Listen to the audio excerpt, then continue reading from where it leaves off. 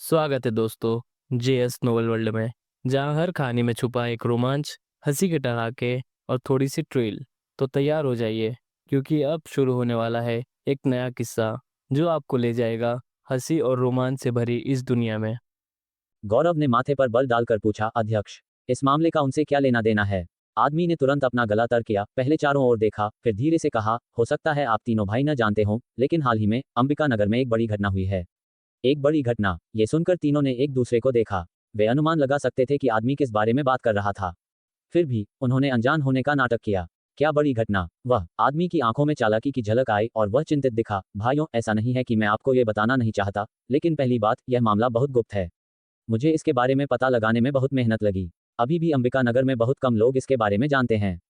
दूसरी बात, अगर यह जानकारी बाहर चली गई और यह पता चला कि मैंने ये कहा है, तो यह मेरे लिए भारी मुसीबत ला सकता है। मैं अपनी जान खो सकता हूँ, इसलिए। आदमी ने उन तीनों की ओर देखा। हा, वरुण अर्थपूर्ण तरीके से हंसा। कैसी गोपनीयता, कैसी भारी मुसीबत। ये और कुछ नहीं, बस दांव बढ़ाना है। उसने अपनी छाती में हाथ डालने का नाटक किया और 2 सिगरेट के पैकेट निकाले। 2 पैकेट? क्या ये काफी है? अगर नहीं, तो मेरे पास और हैं।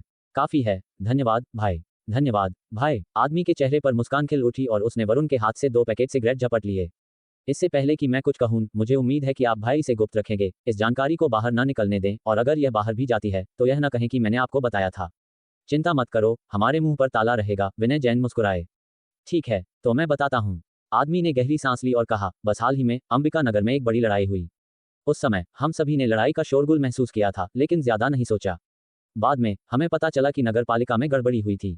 नगर प्रमुख सहित कई सी स्तर के जागृत मारे गए। उसने अंत में अपने स्वर पर जोर दिया। ऐसी बात हुई? विनय जैन ने सहयोग करते हुए एक चौंका हुआ भाव दिखाया। हाँ, जब मैंने ये खबर सुनी तो मुझे विश्वास नहीं हुआ। नगर प्रमुख, वह कितनी शक्तिशाली हस्ती थे। पूरे अंबिका नगर में उनसे ज्यादा शक्तिशाली कोई नहीं था। फिर भी उन्हें किसी ने यहीं शहर के अंदर मार डाला। क्या आप जानते हैं कि उन्हें किसने मारा? विनय जैन का दिल धड़का और उन्होंने पूछा, भाई, आप मुझे ज्यादा आंक रहे हैं। मुझे ऐसी बात कैसे पता होगी? आदमी कड़वाहट से मुस्कुराया, मैंने बस इतना सुना कि मारने वाला एक चाकू वाला बड़ा आदमी था। इसके अलावा मुझे ज्यादा जानकारी नहीं है। तीनों ने एक दूसरे को देखा। यह उनके पास मौजूद जानकारी से मेल खाता था। आपने पहले जिस अध्यक्ष का जिक्र किया था, इस मामले से उनका क्या संबंध है? गौरव ने ठंडेपन से पूछा। निश्चित रूप से संबंधित है, और संबंध बहुत बड़ा है, आदमी ने जोर से कहा। अपनी उत्तेजना को महसूस करते हुए उसने तुरंत अपनी आवाज धीमी कर ली। भाई, आप नहीं जानते, नगर प्रमुख और उसी स्तर के जागृत को चाकू वाले बड़े आदमी ने ही नहीं मारा। अंबिका नगर जागृत संघ के पूर्व अध्यक्ष भी कथित तौर पर उसी के हाथों मारे गए। सच में? वरुण ने सावधानी से पूछा, क्या उनका शव दूसरों के साथ था? नहीं। आदमी ने कुछ देर सोचा और सिर हिलाया, कथित तौर पर लापता। लेकिन इतने दिनों के बाद वह प्रकट नहीं हुए हैं। क्या ये स्पष्ट नहीं है कि वह मर चुके हैं? उन्हें और किसने मारा होगा?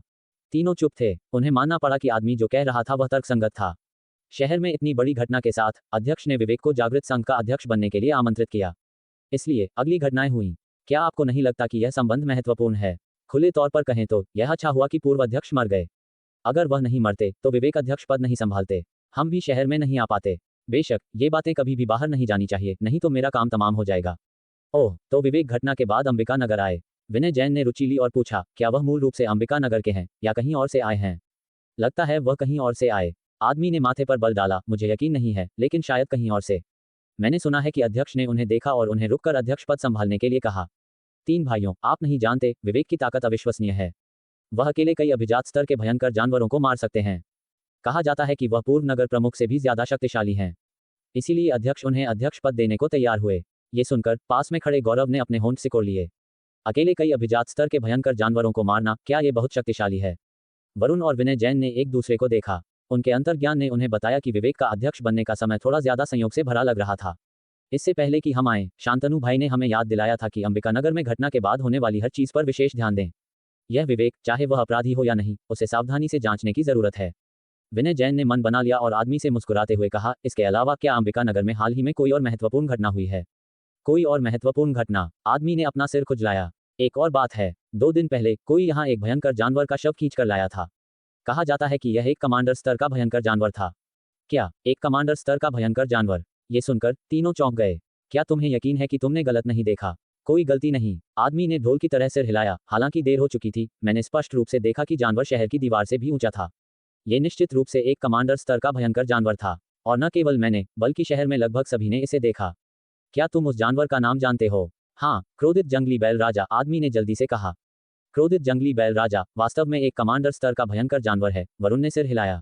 विनय भाई, गौरव का लहजा थोड़ा उत्तेजित था। ऊंचे नीचे की तलाश में संयोग से इसे पा गए। जो व्यक्ति कमांडर स्तर के भयंकर जानवर को मार सकता है वह बहुत शक्तिशाली होना चाहिए।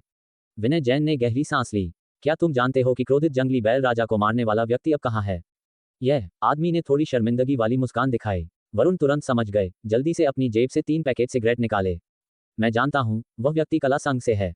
मुझे नहीं पता कि वह अब कहाँ गया है, लेकिन अगर आप कला संघ जाते हैं तो आपको उसका ठिकाना मिल जाना चाहिए। कला संघ। विनय जैन और बाकी दो ने एक दूसरे को देखा। यह मामला कला संघ से कैसे जुड़ गया? एक और संदिग्ध, अंबिका नगर में हाल ही में बहुत कुछ हो रहा है। विनय जैन मन ही मन बड़बड़ाए और फिर से पूछा, इन 2 बातों के अलावा कोई और महत्वपूर्ण घटनाएं? कोई और महत्वपूर्ण घटनाएं? आदमी ने अपना सिर खुजलाया। इन 2 बातों के अलावा मुझे कोई और महत्वपूर्ण घटनाएं याद नहीं हैं। क्या तुम्हें यकीन है? वरुण ने अर्थपूर्ण तरीके से मुस्कुराते हुए कहा, तुम और ध्यान से क्यों नहीं सोचते? शायद कोई महत्वपूर्ण बात है जो तुम चूक गए हो। ठीक है, मैं ध्यान से सोचता हूँ। महत्वपूर्ण घटनाएं, महत्वपूर्ण घटनाएं। वह आगे पीछे टहला। 2 या 3 मिनट के बाद वह रुका, कड़वाहट से मुस्कुराया और कहा, भाइयों, मैं सच में उन 2 बातों के अलावा कुछ और नहीं सोच सकता। और कुछ नहीं होना चाहिए। क्या तुम्हें यकीन है? आदमी चौंक गया, थोड़ा अजीब महसूस हुआ, लेकिन ज्यादा न सोचते हुए सिर हिलाया और कहा, निश्चित रूप से अगर कुछ होता तो मैं आपसे कैसे छिपा सकता था, है ना? ये सच है, वरुण ने कहा, फिर गौरव के साथ विनय जैन की ओर देखा। निश्चित रूप से, आदमी ने चापलूसी भरी मुस्कान दिखाई। आप तीनों भाई सबसे उदार लोग हैं जिनसे मैं इन वर्षों में मिला हूं। क्या आपके कोई और सवाल हैं? अगर मुझे पता होगा तो मैं आपको जरूर बताऊंगा। बेशक, आप समझते हैं। उसने जल्दी से पलकें झपकाईं। हमारे पास तुम्हारे लिए कोई और सवाल नहीं है, विनय जैन मुस्कुराए। सच में? ये तो, आदमी ने निराशा दिखाई। ठीक है, मैं चलता हूँ। अगर आपके और सवाल हैं तो आप मुझे ढूंढ सकते हैं। मैं रहता हूँ। आवाज अचानक गायब हो गई। अजीब तरह से उसका मुंह और जीभ अभी भी हिल रहे थे। इस पल उसे भी महसूस हुआ कि कुछ गड़बड़ है और उसने बोलना बंद कर दिया। पानी से बाहर मछली की तरह ताजी हवा के लिए हाँफ रहा था। उसका तेजी से विकृत होता चेहरा दिखा रहा था कि यह काम नहीं कर रहा था। उसका शरीर अंदर की ओर धंस रहा था। उसकी नाक और मुंह से खून बह रहा था, जैसे कि उसे चारों ओर से कुछ निचोड़ रहा हो। मदद, मदद! आदमी ने ये शब्द चिल्लाए, हालांकि कोई आवाज नहीं थी। उसके होंठ पड़े जा सकते थे। दुर्भाग्य से उसके सामने खड़े तीनों ने ठंडेपन से देखा, कुछ तो मुस्कुरा भी रहे थे, जैसे कि दृश्य का आनंद ले रहे हों। आदमी ने सांस लेने के लिए संघर्ष किया, अपना गला पकड़ा और कुछ सेकंड बाद जमीन पर गिर गया। उसका शरीर पहचान से परे विकृत हो गया था। तुम्हें उसे जल्दी मौत दे देनी चाहिए थी। विनय जैन ने गौरव की ओर देखा। हम्फ! गौरव ने नाक से कुड़ी, जमीन पर पड़े शव को ठोकर मारी और कहा, अगर वह इतना लालची न होता तो मैं शायद उसे जल्दी मौत दे देता, लेकिन चूंकि उसने चालाक बनने की कोशिश की, उसे दर्द और निराशा का स्वाद चखना पड़ा। विनय भाई, कमांडर स्तर के भयंकर जानवर को मारने वाला वह कलाकार ही हत्यारा होने की संभावना है, वरुण ने कहा। विनय जैन ने सिर हिलाया। कम स्तर के कलाकार से डरने की जरूरत नहीं है, लेकिन जो अकेले कमांडर स्तर के भयंकर जानवर को मारने के लिए काफी मजबूत हैं, वे दुर्जय हैं। विनय भाई, क्या हम उसे अभी ढूंढने चलें? गौरव अधीर था। कोई जल्दी नहीं। विनय जैन ने सिर हिलाया। याद रखो, हमारा मुख्य काम अंबिका नगर में हाल की घटनाओं को समझना है, हत्यारे की पहचान करना है। भले ही हम ऐसा कर लें, हमें पहले शांतनु भाई को रिपोर्ट करना चाहिए और उनके निर्देशों का पालन करना चाहिए। अन्यथा कोई भी गलती व्यक्ति को पकड़ना मुश्किल कर सकती है। सही है, वरुण और गौरव ने सिर हिलाया। विनय भाई, क्या हम अब कला संघ से उस कलाकार के बारे में पूछताछ करें? हाँ, और उस जागृत संघ के विवेक के बारे में भी। गौरव उलझन में था। विनय भाई, उसकी जांच क्यों करें? वह केवल अभिजात स्तर के भयंकर जानवरों को मार सकता है। वह जोया का मुकाबला कैसे कर सकता था? जरूरी नहीं, विनय जैन ने ठंडेपन से कहा। क्या होगा अगर वह अपनी ताकत छिपा रहा हो? सभी संदिग्धों की जांच करना सबसे अच्छा है। पूरी तरह से जांच करने में कोई बुराई नहीं है। समझ गया। देवगढ़ पार्थ भी इस विशाल शहर की भव्यता पर अचंभित हुए बिना नहीं रह सके। सिर्फ 4 दिशाएं, पूर्व, दक्षिण, पश्चिम और उत्तर, प्रत्येक में 8 मध्यम आकार के शहरों के बराबर शिविर थे। अजीब बात यह थी कि इन शिविरों में सुरक्षा के लिए कोई दीवारें नहीं थी, काफी हद तक उनके पिछले जीवन के शहरों की तरह। ये कुछ अलग लगता है जो गगन ने बताया था। पार्थ ने मन ही मन सोचा। ये बस्तियां बिना दीवारों के थीं। क्या उन्हें रात में भयंकर जानवरों के हमला करने की चिंता नहीं थी? शायद यहाँ रात में वास्तव में कोई भयंकर जानवर सक्रिय नहीं है। एक अंतर्दृष्टि पार्थ के मन में कौंध गई। अंबिका नगर से यहाँ तक चलते हुए शुरू में वह कभी कभार 1 या 2 अभिजात स्तर के भयंकर जानवरों का सामना करते थे। धीरे धीरे उन्होंने केवल उच्च स्तर के भयंकर जानवर देखे और फिर मध्यम या निम्न स्तर के भयंकर जानवर भी नहीं। इस जगह के पास उन्होंने भयंकर जानवर की एक भी छाया नहीं देखी। इन शिविरों में कोई दीवारें नहीं थी। अगर रात में भयंकर जानवरों के हमले होते तो ये लोग जीवित नहीं बच पाते। ये सच में एक बड़ा शहर है। उन्होंने मन ही मन आह भरी, निरीक्षण करना जारी रखा। सड़कें घनी आबादी वाले घरों से गुजरती थीं, लोग लगातार चहल पहल कर रहे थे। सबसे आकर्षक पहलू एक सड़क थी जो 20 से 30 मीटर चौड़ी थी, दर्जनों मील तक फैली हुई थी। अंततः एक विशाल संरचना जो देवगढ़ थी के सामने अभिसरित होती थी। शहर की दीवारें 300 मीटर से अधिक ऊंची थीं, जो बादलों तक पहुंच रही थीं। इस संरचना की तुलना में आसपास के 8 शिविर महत्वहीन थे। दीवारें कई 100 किलोमीटर तक फैली हुई थीं, सिरों पर जुड़कर एक वर्ग बनाती थीं। दीवारें किसी तरह की धातु से बनी लगती थीं, धूप में विशेष रूप से चमकदार नहीं थीं, लेकिन एक गहरा चमक उत्सर्जित करती थीं, जैसे कि एक सोता हुआ इस्पात का दैत्य। दीवारों पर अनगिनत खिड़की जैसी संरचनाएं थीं, लगभग 2 मीटर आकार की, सभी कसकर बंद थीं। क्या वे तोपों के मुंह हो सकते हैं? पार्थ ने अपने आप से फुसफुसाया। वह कल्पना कर सकते थे कि अगर पशु लहर टूट पड़ती, तो दीवारों से अनगिनत काली तोपें बाहर निकलती, चारों ओर निशाना साधती और एक साथ आग लगाती। दीवारों पर कोई स्पष्ट रूप से कुछ तोपें, यहाँ तक कि लड़ाकू जेट विमानों के निशान भी देख सकता था। और यह इस शहर की रक्षा बलों की हिमखंड की नोक हो सकती है। पार्थ ने गहरी सांस ली, अपनी गति धीमी की और आगे बढ़े। आखिरकार एक बड़े शहर में आ गए थे, वह देखना चाहते थे कि यह कैसा है। जैसे ही वह चले, उन्हें एक डेजा वू की भावना हुई।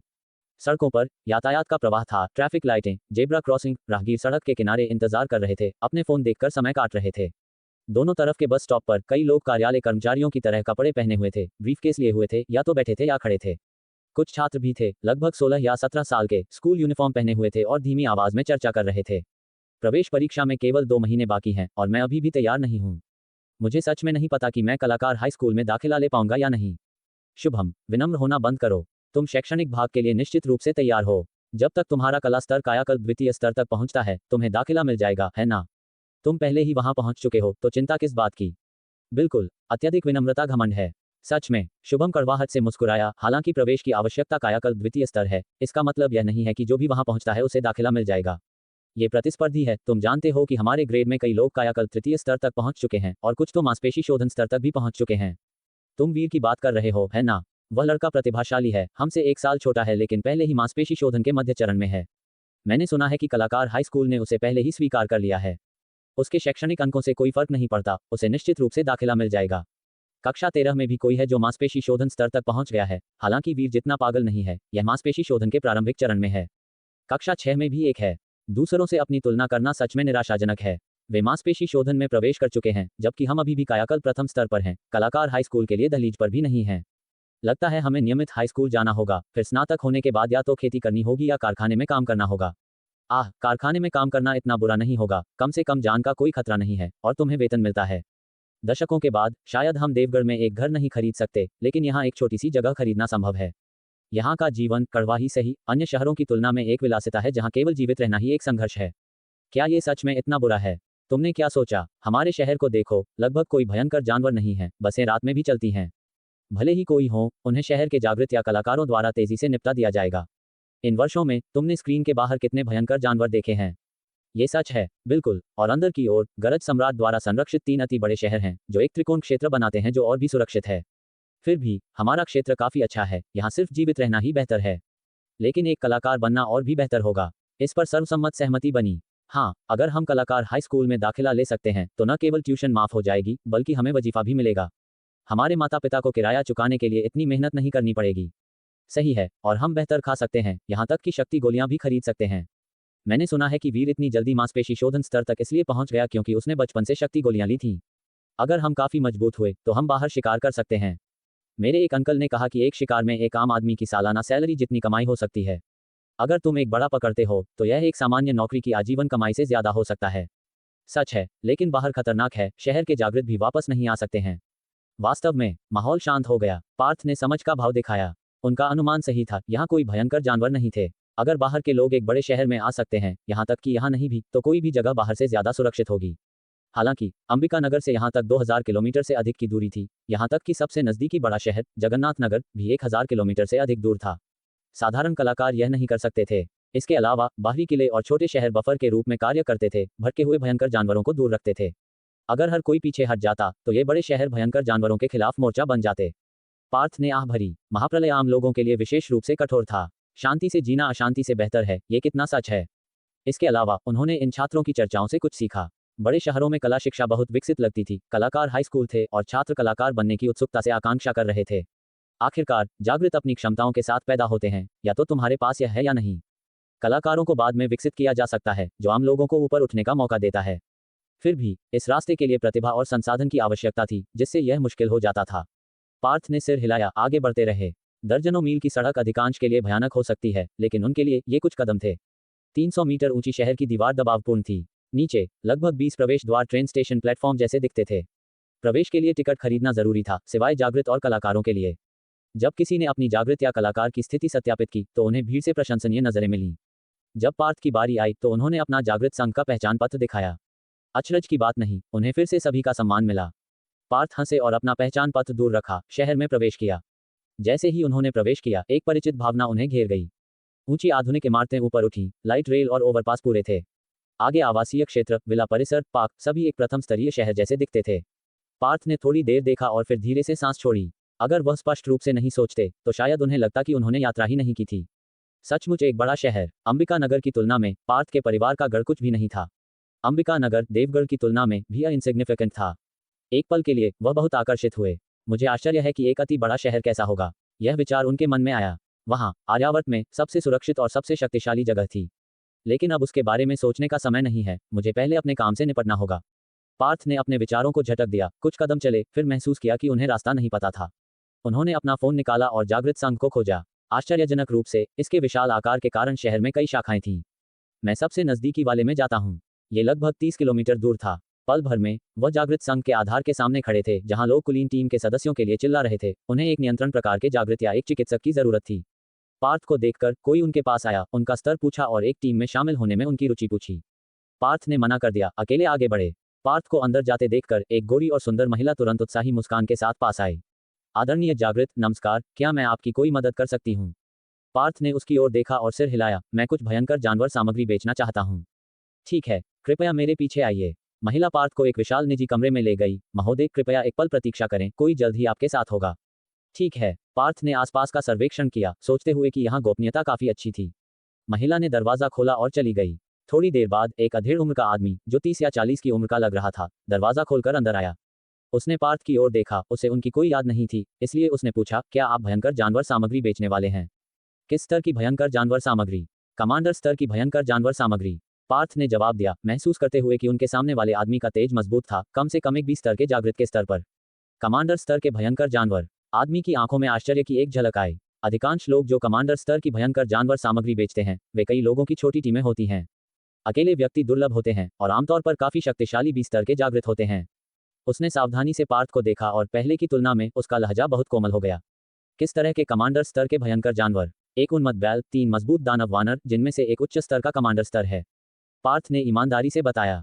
4 कमांडर स्तर के भयंकर जानवर। आदमी की आंखें चौड़ी हो गईं क्योंकि उसने अनजाने में पूछा, क्या आपने इन 4 कमांडर स्तर के भयंकर जानवरों का अकेले शिकार किया? पार्थ ने सिर हिलाया, नहीं, हमारी टीम ने उन्हें मारा। मैं बस उन्हें बेचने के लिए जिम्मेदार हूँ। मैं समझा। आदमी ने सिर हिलाया। मुझे सामग्री दिखाओ। एक बार जब मैं उन्हें सत्यापित कर लेता हूँ तो संघ आपके खाते में अंक स्थानांतरित कर देगा।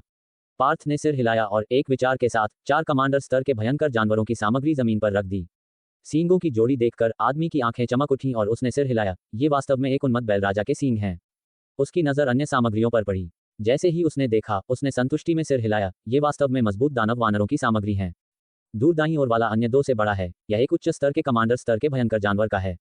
इसके अलावा चाहे वह उन्मत्त बैल राजा की सामग्री हो या 3 मजबूत दानव वानरों की, वे सभी अच्छी तरह से संरक्षित हैं। आपने ये कैसे किया? पार्थ मुस्कुराए बिना बोले। क्षमा करें, मैं माफी चाहता हूँ। आदमी झटके से बाहर आया, अजीब तरह से मुस्कुराया। एक उन्मत्त बैल राजा की सामान्य खरीद कीमत 10,000 अंक है। लेकिन चूंकि यह अच्छी तरह से संरक्षित है, संघ 2,000 और अंक जोड़ सकता है, जिससे यह 12,000 अंक हो जाता है। उसकी नजर फिर 3 मजबूत दानव वानरों की सामग्रियों पर पड़ी। 2 नियमित कमांडर स्तर के मजबूत दानव वानर की कीमत ज्यादा है, प्रत्येक 15,000 अंक के लायक है। अंत में उच्च स्तर के कमांडर मजबूत दानव वानर 35,000 अंक प्राप्त कर सकता है। तो कुल मिलाकर ये 57,000 अंक है। क्या ये स्वीकार्य है? हाँ, पार्थ ने सिर हिलाया। ये वास्तव में उनकी अपेक्षा से अधिक था। बढ़िया, अगर आपको कोई आपत्ति नहीं है तो कृपया मुझे अपने खाते का विवरण दें। मैं जल्द ही अंक स्थानांतरित कर दूंगा। ठीक है, मेरे पास कुछ अभिजात स्तर की भयंकर जानवर सामग्री भी है। पार्थ ने कहा, आपके पास कुछ अभिजात स्तर की भयंकर जानवर सामग्री भी है? आदमी क्षण भर के लिए स्तब्ध रह गया, फिर मुस्कुराया, कोई बात नहीं, कमांडर स्तर की सामग्री की तरह हम अभिजात स्तर की भयंकर जानवर सामग्री भी स्वीकार करते हैं। आपके पास कितनी है और किस तरह के अभिजात स्तर के भयंकर जानवर? उन्मत्त बैल, लगभग 30 से 40। उन्मत्त बैल, आदमी के चेहरे पर तुरंत समझ का भाव दिखा। जल्दी से लगभग 42 उन्मत्त बैल सामग्री जमीन पर बिछा दी गई, लगभग पूरे कमरे को भर दिया।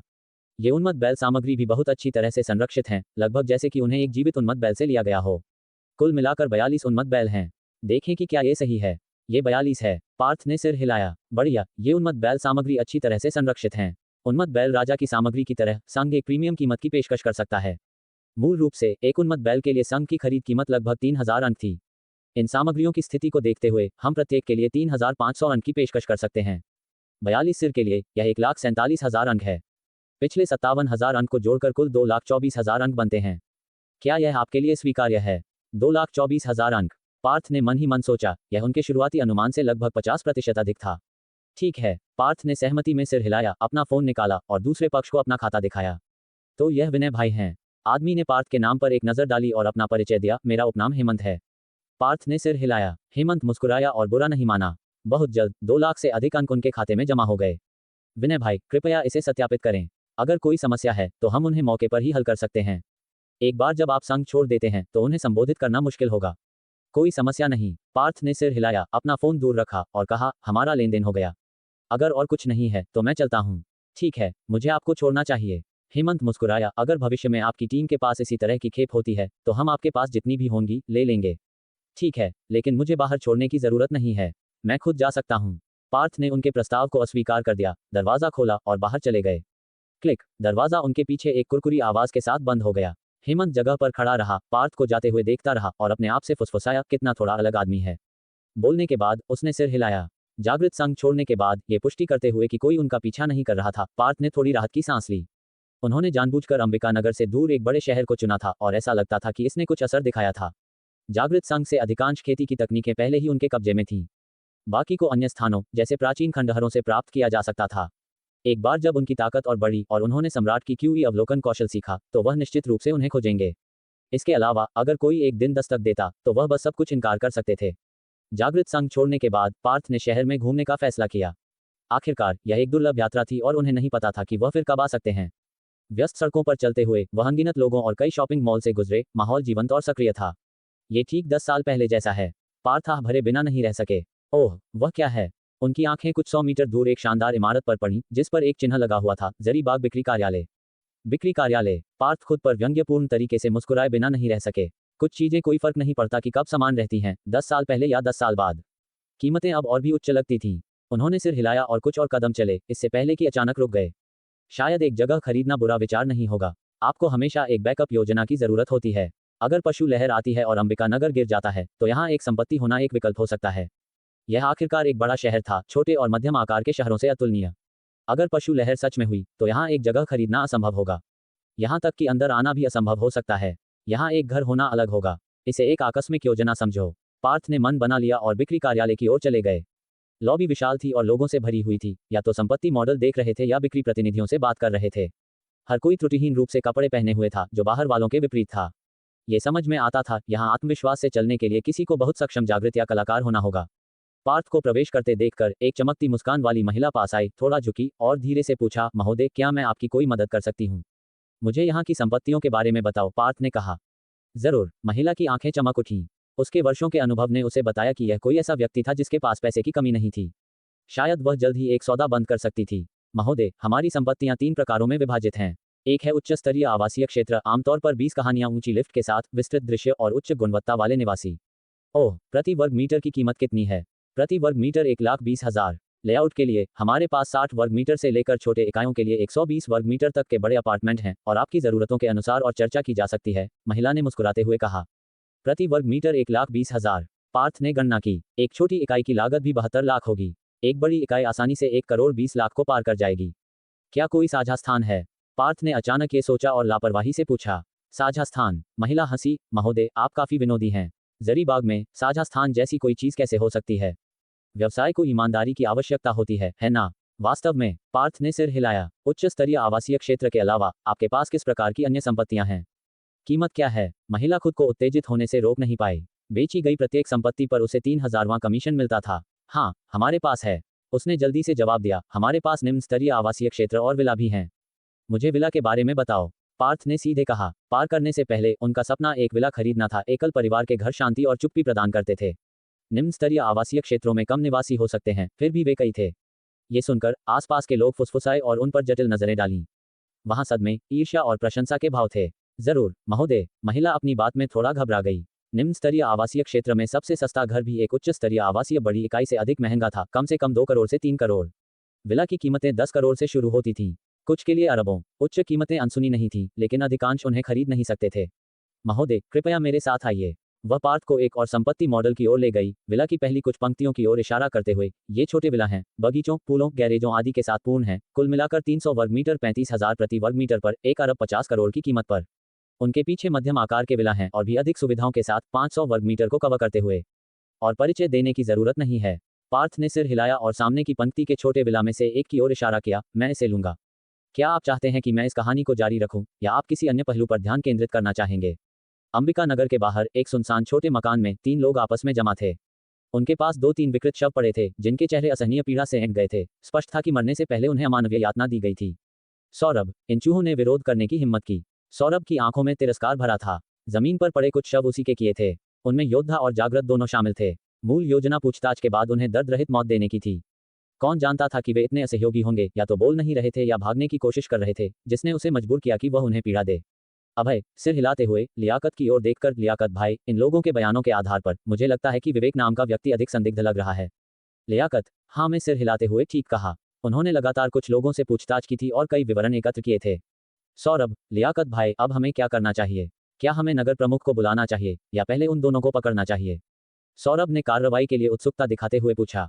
सामने के कुछ लोगों ने उसके हाथ खुजला दिए थे। वह लड़ने के लिए एक कड़ा प्रतिद्वंद्वी खोजने को आतुर था। लियाकत, पहले शांतनु भाई को सूचना देनी चाहिए। लियाकत ने अपना फोन निकाला और एक नंबर डायल किया। कमरा तुरंत शांत हो गया। सिर्फ 1 घंटे के बाद फोन उठाया गया। शांतनु, क्या हाल है?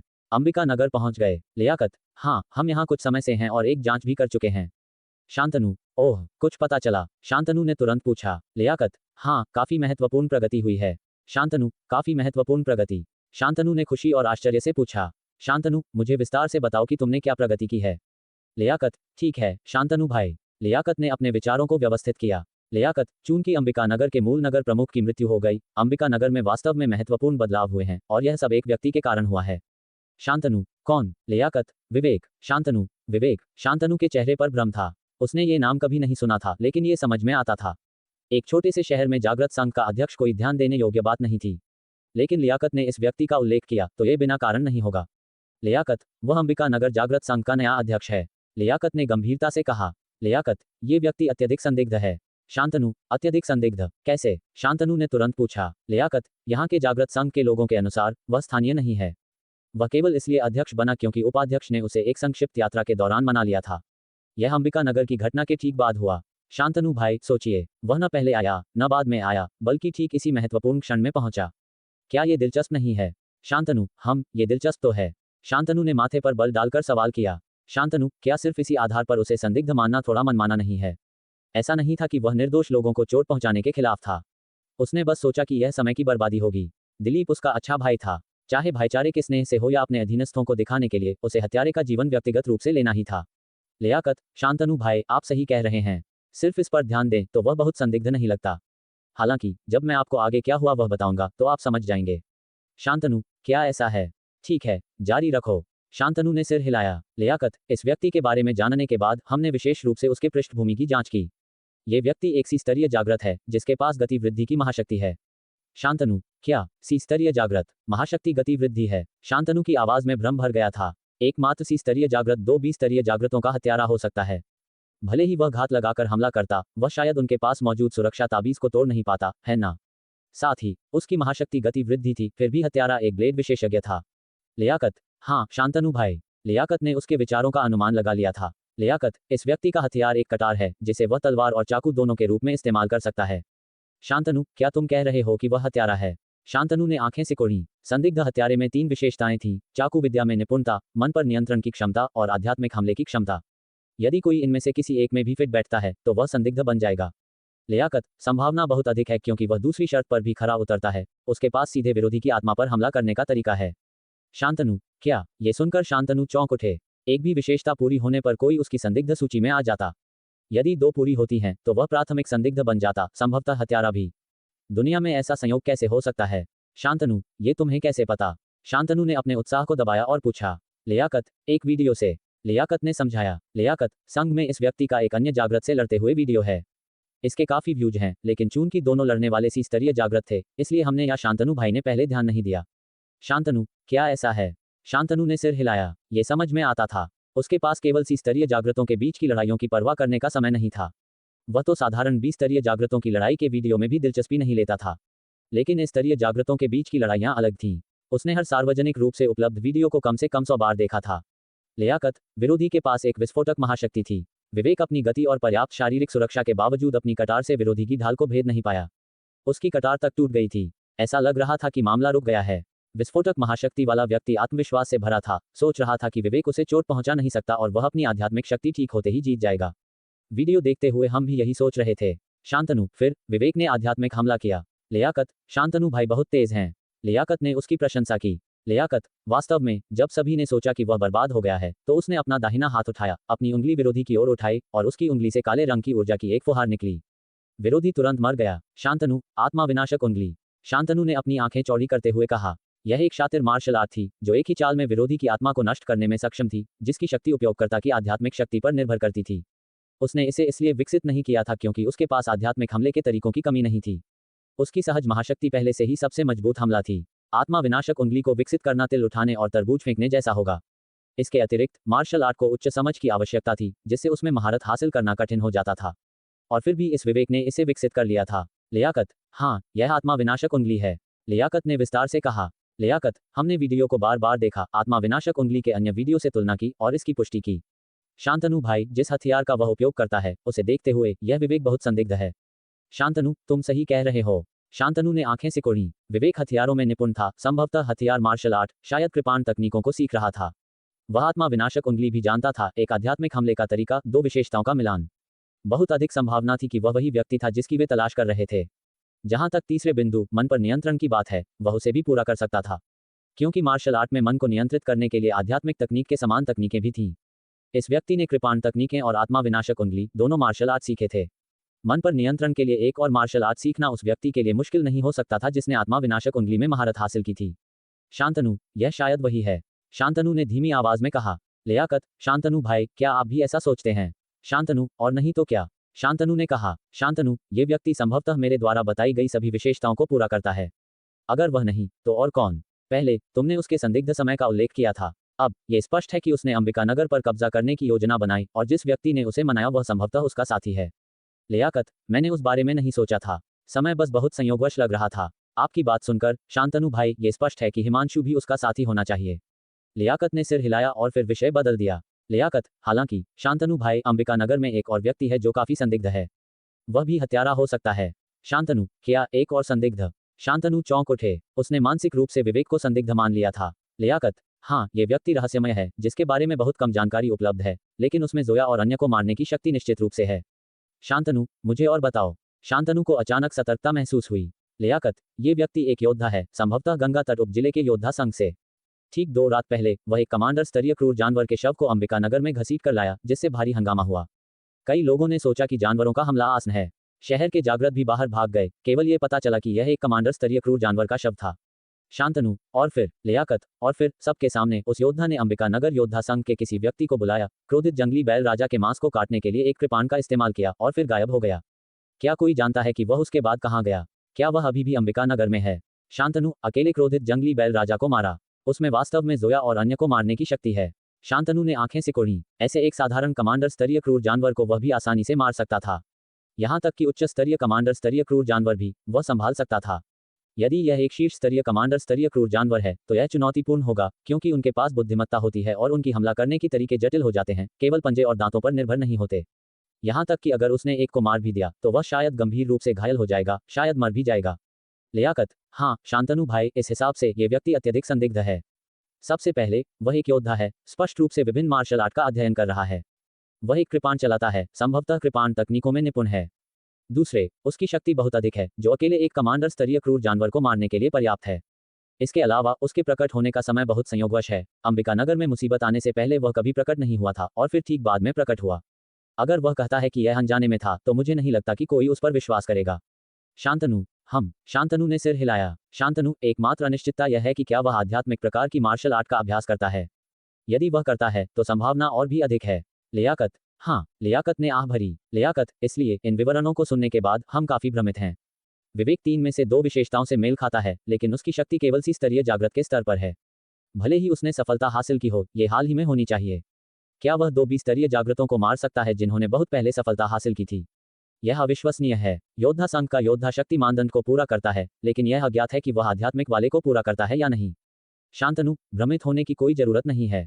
शांतनु ने ठंडी मुस्कान दी। शांतनु, चून की दोनों पर संदेह है तो उन सभी को पकड़ लो। जिसने मेरे अच्छे भाई को मारा वह निश्चित रूप से उनमें से एक है, उनमें से एक। लियाकत। हाँ, लियाकत ने सिर हिलाया, एक क्षण सोचा और चुपचाप याद दिलाया। लियाकत, शांतनु भाई, विवेक को संभालना आसान है, लेकिन वह योद्धा अधिक दुर्जय हो सकता है। शांतनु, दुर्जय? शांतनु ने ठंडी मुस्कान दी। अगर वह आदमी दुर्जय है तो क्या इसका मतलब है कि वह नहीं है? एक साधारण कमांडर स्तरीय क्रूर जानवर को मारना उसके लिए कोई बड़ी बात नहीं है, वह भी ऐसा कर सकता था यदि वह चाहता। हालांकि सुरक्षित रहने के लिए उसने सभी को पकड़ने का फैसला किया। शांतनु, निश्चिंत रहो, मेरे अलावा दूसरे भी आएंगे। भले ही उस आदमी के 3 सिर और 6 हाथ हों, वह बच नहीं पाएगा। लियाकत, शांतनु भाई, क्या आप अभी आ रहे हैं? लियाकत चौंक गया। शांतनु, बेशक। शांतनु ने ठंडी मुस्कान दी। शांतनु, हत्यारा जितना लंबा जीवित रहेगा मेरे लिए उतना ही बड़ा अपमान होगा। बस वहीं इंतजार करो और उसे सतर्क मत करना, समझे? उसे अचानक ये विचार आया, अगर वे संदिग्ध को सतर्क कर देते हैं तो अंबिका नगर जागृत संघ और योद्धा संघ को उल्टा पलटने से भी उसे खोजने में मदद नहीं मिलेगी। हालांकि इससे हत्यारे की पहचान की पुष्टि हो जाएगी, लेकिन यह व्यर्थ होगा। लियाकत, हम कैसे कर सकते हैं? शांतनु के सवालों को सुनकर लियाकत ने तुरंत जवाब दिया। लियाकत, हमने शुरुआत से अंत तक सब कुछ साफ सुथरा संभाला, बिना दूसरों के देखे। ऐसा कोई तरीका नहीं है जिससे हमने उसे सतर्क किया हो। शांतनु, अच्छा है। शांतनु ने संतुष्टि में सिर हिलाया। शांतनु, तो जल्दबाजी में काम मत करना। जब मैं आ जाऊंगा तो हम 2 समूहों में विभाजित हो जाएंगे, तुम लोगों को जागृत संघ लेकर विवेक को ढूंढना और मैं दूसरों को योद्धा संघ लेकर योद्धा को ढूंढूंगा। लियाकत, शांतनु भाई वास्तव में विचारशील हैं। लियाकत मुस्कुराया। लियाकत, इस तरह कोई संदेश लीक नहीं होगा, ये सुनिश्चित करते हुए कि असली हत्यारा बच न जाए। शांतनु, हम बच जाए? वह कहाँ भाग सकता है? शांतनु ने एक आत्मविश्वास भरी मुस्कान के साथ कहा। शांतनु, ठीक है, ये तय हो गया। जब मैं आऊंगा तो हम विशिष्ट बातों पर चर्चा करेंगे। लियाकत, समझ गया, निश्चिंत रहें। शांतनु भाई, आपके आदेश के बिना हम अपनी मर्जी से काम नहीं करेंगे। शांतनु, हम। जैसे ही उसने फोन रखा, सौरभ खुद को पूछने से रोक नहीं पाया। सौरभ, लियाकत भाई, नगर प्रमुख अभी आ रहे हैं। अभय नहीं बोला, लेकिन उसकी आंखें भी यही सवाल बता रही थीं। लियाकत, हाँ। लियाकत हल्के से मुस्कुराया, अपना फोन रख दिया और कहा। लियाकत, न केवल शांतनु भाई बल्कि अन्य 20 स्तरीय जागृत भी आएंगे। सौरभ, एक साथ आ रहे हैं? सौरभ की आंखें चौड़ी हो गईं। क्या नगर प्रमुख पूरी सेना को जुटा रहे हैं? फिर क्या अंबिका नगर में 10 से अधिक 20 स्तरीय जागृत नहीं भर जाएंगे? अंबिका नगर जागृत संघ ने शायद पहले कभी ऐसा दृश्य नहीं देखा होगा। अभय, ऐसा लगता है कि नगर प्रमुख इस बार वास्तव में नाराज हैं। अभय ने आह भरी। लियाकत, एक अजगर का उल्टा पैमाना, इसे छुओगे और तुम क्रोध को आमंत्रित करोगे। शांतनु भाई का अस्तित्व कई बार दिलीप के कारण बचा। दिलीप के बिना आज का देवगढ़ नहीं होता। अगर हत्यारे ने केवल जोया और अन्य को मारा होता तो भी बातचीत की गुंजाइश होती, लेकिन दिलीप के क्लोन को नियंत्रित करके उसे मारना स्थिति को मौत की लड़ाई में बदल देता है। अभय, हाँ। अभय ने गहरी सहमति व्यक्त की। हत्यारा पूरे देवगढ़ के क्रोध का सामना कर रहा है। सौरभ, इंतजार नहीं कर सकता। सौरभ ने मुस्कुराया, उसकी आंखें प्रत्याशा से भरी थीं। उसके विचार में नगर प्रमुख के व्यक्तिगत रूप से हस्तक्षेप किए बिना भी मौजूद तीनों लोग विरोधी को जिंदा पकड़ सकते थे, लेकिन नगर प्रमुख के आदेश के साथ उसने विरोध करने की हिम्मत नहीं की। केवल अटकलों ने यह स्पष्ट कर दिया कि एक बार नगर प्रमुख के आने के बाद क्या होगा। अपरिहार्य मौत का सामना करते हुए हत्यारा कैसे प्रतिक्रिया करेगा? दया की भीख मांगेगा, अंत तक इनकार करेगा, या व्यर्थ संघर्ष जारी रखेगा? विशालगढ़, नीलम बाग विला जिला। घर का परिचय करा रही महिला ने पार्थ को कमरे का कार्ड सौंपा, साथ ही मोहक नजरें डाली। परिचयकर्ता महिला, विवेक जी, सभी प्रक्रियाएं पूरी हो गई हैं। अब से आप इस विला के मालिक हैं। अगर आपको किसी भी सहायता की जरूरत हो तो बेझिझक मुझसे संपर्क करें। हालांकि सामने वाला आदमी औसत दिखता था, उसकी उपस्थिति असाधारण थी। सबसे महत्वपूर्ण बात यह थी कि उसने जागृत संघ से अंक का उपयोग किया था। उसकी शक्ति अथाह होनी चाहिए। अगर वह उसके साथ तालमेल बिठा सकती है तो उसकी स्थिति तेजी से बढ़ेगी। पार्थ, धन्यवाद। पार्थ ने सिर हिलाया। परिचयकर्ता महिला, यह कोई परेशानी नहीं है। महिला ने सिर हिलाया, शर्म से पूछा। परिचयकर्ता महिला, विवेक जी, क्या आपको अभी किसी मदद की जरूरत है? पार्थ, नहीं, आप अपने काम पर जा सकती हैं। पार्थ का स्वर हमेशा की तरह शांत रहा। परिचयकर्ता महिला, ठीक है, फिर। महिला थोड़ी निराश हुई, झुकी और चली गई।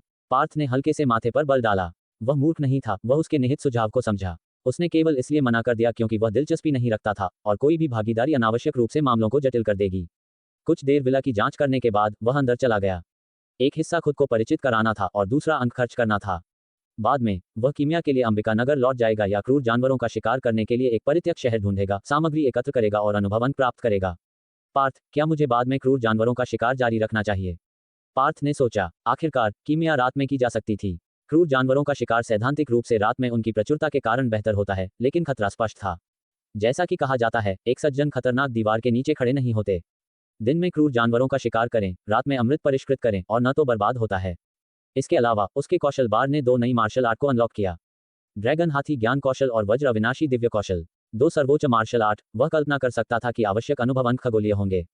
जैसे ही पार्थ विला में दाखिल हुआ, ताजी सुंदरता ने उसका स्वागत किया। अंदरूनी सज्जा अंबिका नगर के भव्य विला से पूरी तरह से अलग थी, जो समझदारी भरी परिष्कार दिखाती थी।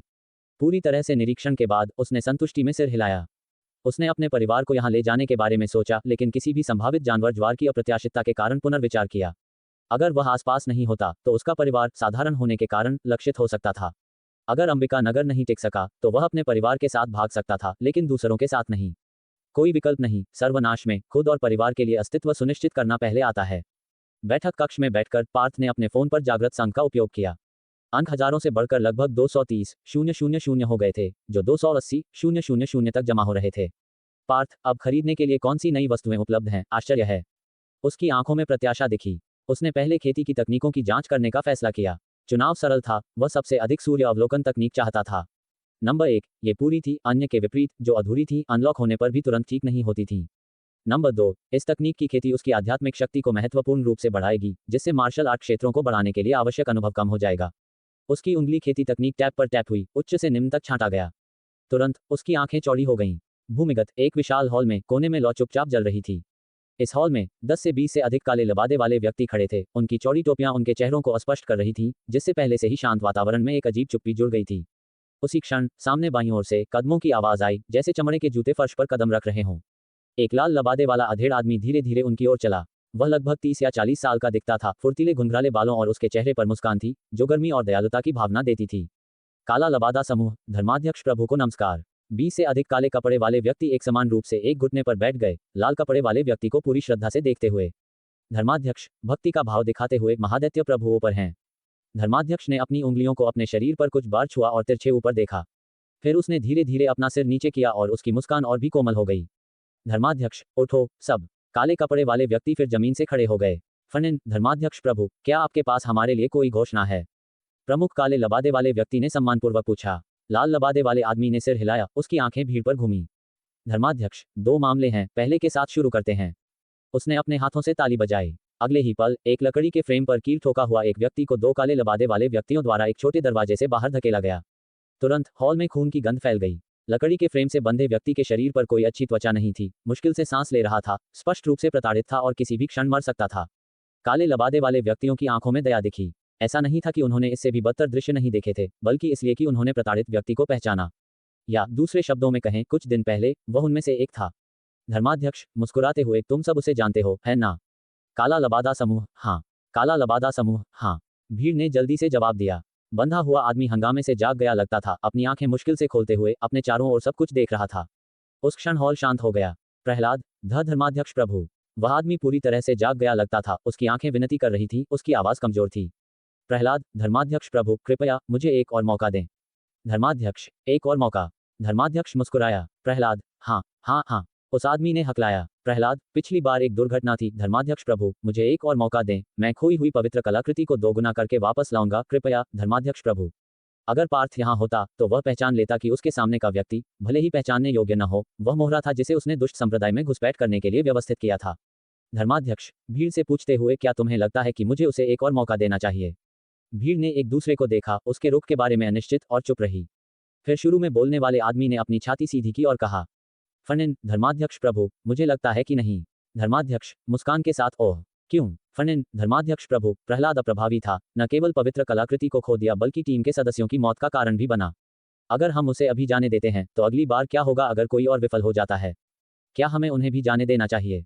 प्रहलाद, तुम। प्रहलाद ने बोलने वाले आदमी को घूर कर देखा, उसकी आंखें गहरी नफरत से भरी थीं। ज़ारा, धर्माध्यक्ष प्रभु, मेरा मानना है कि प्रहलाद को बख्शा नहीं जाना चाहिए। एक और काले लबादे वाले व्यक्ति ने बात की, पता चला कि वह एक महिला थी। फनिन ने माथे पर बल डाला, असंतुष्ट दिखाई दिया। ज़ारा, प्रहलाद ने पवित्र कलाकृति खो दी, फिर भी वह लौटने की हिम्मत करता है। और टीम के सभी सदस्यों के मृत होने के साथ वह एकमात्र जीवित बचा है। क्या यह संभव है कि उसने अपनी जान बचाने के लिए पवित्र कलाकृति और अपने साथियों को छोड़ दिया हो? प्रहलाद, तुम बदनामी। प्रहलाद की आंखें खून के लाल गुस्से से भर गईं। उसे स्पष्ट रूप से याद था कि उसके साथियों ने उसे सुरक्षित भागने का समय खरीदने के लिए अपनी जान कुर्बान कर दी थी। ये कायरता या डर के कारण नहीं था। ज़ारा, बदनामी। महिला ने ठंडी मुस्कान दी। ज़ारा, भले ही मैं हूँ, तुम अपने मिशन में विफल रहे, क्या तुम्हें खुद को दंडित नहीं करना चाहिए? अगर मैं होती, तो पवित्र कलाकृति खोने का मतलब है कि मैं वापस नहीं आऊंगी, मैं दुश्मन के साथ खत्म हो जाऊंगी। धर्माध्यक्ष ने थोड़ी सी मंजूरी दिखाई। फनिन ने महिला की ओर देखा, अपनी मुट्ठी कसकर भींच ली। वह चाटुकार, बिल्कुल बेशर्म। धर्माध्यक्ष की नजर दूसरों पर पड़ी। धर्माध्यक्ष, क्या किसी के पास कुछ और कहना है? लोगों ने एक दूसरे को देखा। उनमें से कुछ ऐसे थे जिनके प्रहलाद के साथ अच्छे संबंध थे, वे उस यातना के लिए दया दिखाते थे जो उसने झेली थी, अब यह महसूस करते हुए कि फनिन के शब्दों ने प्रहलाद को मौत की निंदा की। यह महसूस करते हुए कि वे एक ही मिशन साझा करते हैं। आज प्रहलाद को पवित्र कलाकृति खोने के लिए मौत के घाट उतारा जाता है। कल वे अगले हो सकते हैं। क्या प्रहलाद का भाग्य उनकी चेतावनी की कहानी नहीं होगा? तो प्रहलाद का समर्थन करने का मतलब था खुद का समर्थन करना। काला लबादा वाला व्यक्ति, धर्माध्यक्ष प्रभु, प्रहलाद ने वर्षों तक संप्रदाय के लिए खुद को समर्पित किया, कोई योग्यता न होने के बावजूद उसने श्रम किया है। हालांकि वह पवित्र कलाकृति खोने के लिए मौत का हकदार है। धर्माध्यक्ष प्रभु, क्या आप उसे उसके वर्षों की कड़ी मेहनत और दंड के लिए खुद को छुड़ाने का मौका देंगे? काला लबादा समूह, हाँ धर्माध्यक्ष प्रभु। अन्य लोगों ने अनुसरण किया। काला लबादा समूह, अगर प्रहलाद फिर से विफल होता है तो उसे आपके हस्तक्षेप की जरूरत नहीं होगी, वह खुद को दंडित करेगा। काला लबादा समूह, धर्माध्यक्ष प्रभु, उसे एक मौका दें। इतनी सारी दलीलों को सुनकर प्रहलाद कुछ हद तक शांत हुआ। इतने सारे लोगों के उसके लिए वकालत करने के साथ वह शायद आज सजा से बच जाएगा। अगर उसे पता होता कि लौटने पर ऐसा होगा तो वह कहीं और भाग जाता, इस अमानवीय यातना से बचने के लिए पीछा सहता। लेकिन अब बहुत देर हो चुकी थी। उसने फनिन और महिला को देखा। जब अवसर आएगा तो वह उन्हें आज के शब्दों के लिए कीमत चुकाने पर मजबूर करेगा। धर्माध्यक्ष, मुस्कुराते हुए, ओह, तो कई उसके लिए विनती करते हैं। हॉल में चुप्पी छा गई। जो लोग बोले थे वे डर से जल्दी से अपना मुंह बंद कर लिया। धर्माध्यक्ष, क्या मुझे तुम्हारी भाईचारे की प्रशंसा करनी चाहिए या तुम्हारी चतुराई की?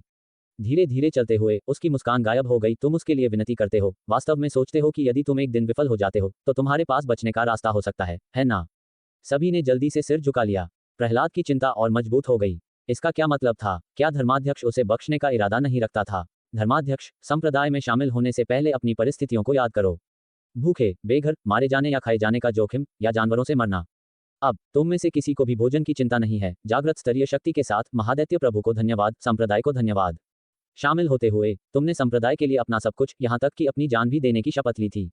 अब शक्ति का आनंद लेने के बाद क्या तुम काया बन गए हो? महादैत्य प्रभु के लिए बलिदान करने को तैयार नहीं हो? सभी घुटने टेक दिए, अपने सिर हिलाते हुए और उत्सुकता से इनकार करते हुए।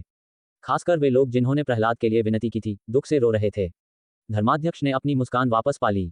धर्माध्यक्ष, ठीक है, खड़े हो जाओ। मैं महादैत्य प्रभु के प्रति तुम्हारी वफादारी और संप्रदाय के लिए बलिदान करने की तुम्हारी इच्छा को जानता हूँ। तुम्हारी दलीलों ने भाईचारा दिखाया। हालांकि फनिन सही था, अगर मैं प्रहलाद को अभी बख्श देता हूँ तो अगली बार क्या होगा जब कोई विफल होता है? क्या मुझे उन्हें भी बख्श देना चाहिए? अगर हर विफलता को एक मौका मिलता है तो कोई भी मिशन की परवाह नहीं करेगा। क्या ये सही नहीं है? फनिन, धर्माध्यक्ष प्रभु सही हैं। घुटने टेककर फनिन ने ऊपर देखा। फनिन, नियमों के बिना दुनिया ढह जाती है। प्रहलाद विफल हो गया और उसे मरना होगा। ज़ारा, वास्तव में प्रहलाद ने ये खुद पर लाया। फनिन, विफल होकर भी लौटने की हिम्मत, उसका साहस कहाँ से आया? काला लबादा समूह, उसे मार डालो। काला लबादा समूह, उसे मार डालो। काला लबादा समूह, उसे मार डालो। जल्द ही सभी आवाजें इन 3 शब्दों से गूंज उठीं। प्रहलाद का चेहरा पीला पड़ गया। उम्मीद नहीं थी कि उसके भागने का मौका इतनी जल्दी गायब हो जाएगा। प्रहलाद, धर्माध्यक्ष प्रभु। रोते हुए उसने भीख मांगी। प्रहलाद, कृपया मुझे एक और मौका दें, मैं आपको निराश नहीं करूंगा। धर्माध्यक्ष, यह मैं नहीं हूं जो तुम्हें मना कर रहा हूं, ये वे हैं जो तुम्हें मना कर रहे हैं। धर्माध्यक्ष ने आह भरी, एक काली शक्ति गेंद निकाली जो पिछली वाली से दोगुनी आकार की थी। अचानक प्रहलाद से लाल और काली ऊर्जा काली शक्ति गेंद में उड़ गई।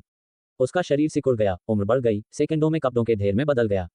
ठीक वैसे ही जैसे उसने पहले बलिदान किए थे। भीड़ ने ठंडी, भयभीत आंखों से ये सब देखा। काली शक्ति गेंद वापस लेते हुए धर्माध्यक्ष ने घुटने टेकने वाली भीड़ को देखा, संतुष्ट।